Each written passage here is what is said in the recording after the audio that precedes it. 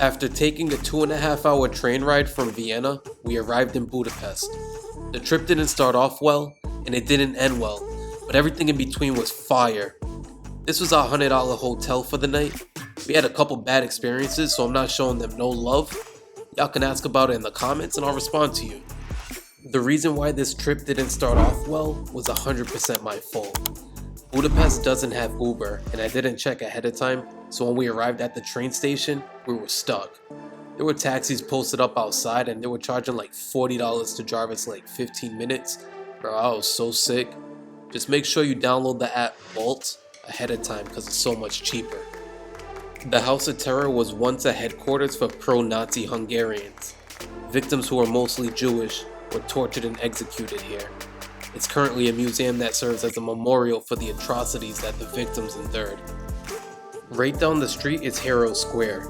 There, staring across from each other, are the Hall of Arts and the Museum of Fine Arts. There was a marathon that just ended that day, which is why you see all that orange decoration. Because we only had 24 hours, we were trying to bounce around as much as possible. It was like 100 degrees out, so it was a lot.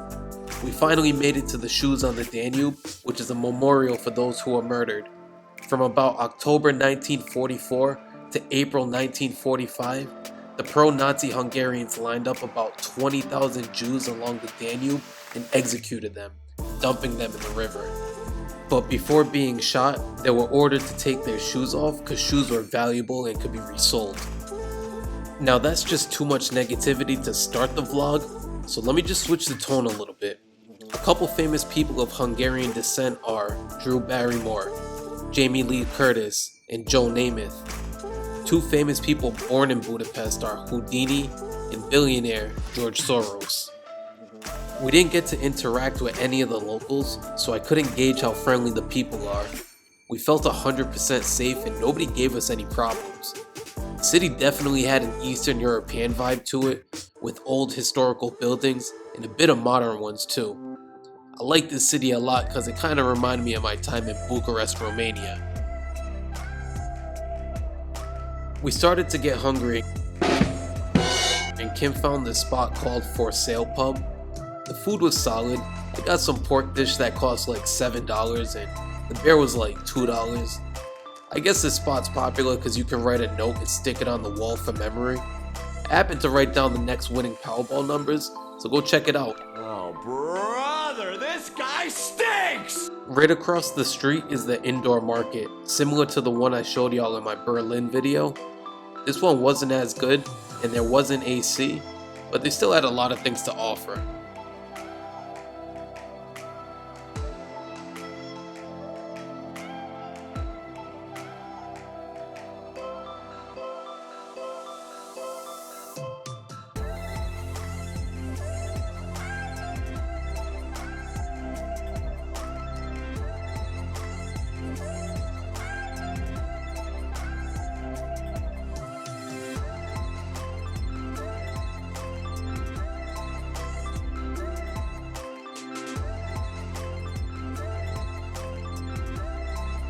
This downtown area is super touristy and it's a no-brainer as to why.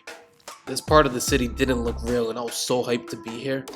A cool fun fact that I didn't know about Budapest is that it's split into two sides, Buda and Pest. And this bridge that I don't know how to pronounce connects both sides. I was on the Pest side and currently crossing into the Buda side. The tall building in the back with the green dome, that's Buda Castle. We didn't have time to check it out because we had a boat cruise that we had to be on in less than 2 hours. We were able to squeeze in 10 minutes to check out Fisherman's Bastion. It was bad enough that we couldn't take our time to walk around and take pics, but my GoPro ended up dying. I was so sick. My phone was on like 5%, so we had to get back to the hotel ASAP to charge up, shower, and change for the boat tour. If you look at Kim's outfit, she's rocking the same fit because we asked the hotel to use the iron. We were in a rush, so she didn't look at how old and rusty it was, so she ended up burning a hole through her dress. She was on 10, and she was talking crazy and I liked it. Overall, the boat tour was dope. I'm glad we did it. It was like an hour long, $20 a person, and it came with a free drink. Can't beat it.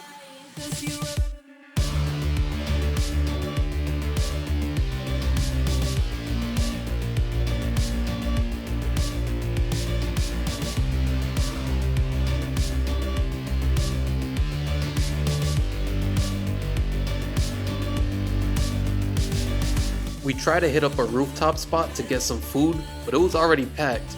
We walked around the corner and found this Turkish spot. We grabbed these chopped up kebabs. It was so fire, and it was like $8 for both of them.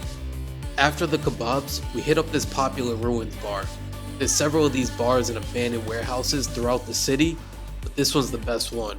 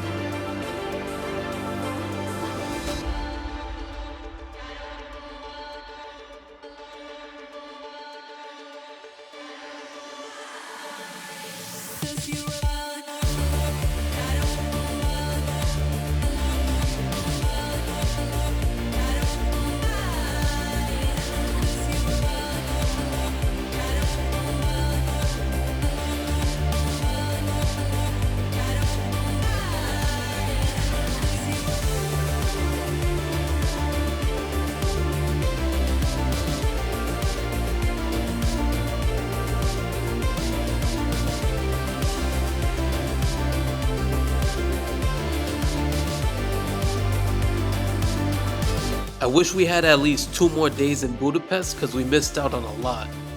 That's it for this video, and this concludes my Euro trip. I want to thank you for sticking with me through this mini-series. I hope I put y'all on with something new, and hopefully encourage y'all to make that trip to Europe. I'll be back with a new video real soon, because I'm going to show y'all my week stay in Cape Town, South Africa, and why it's a top 2 city in the world.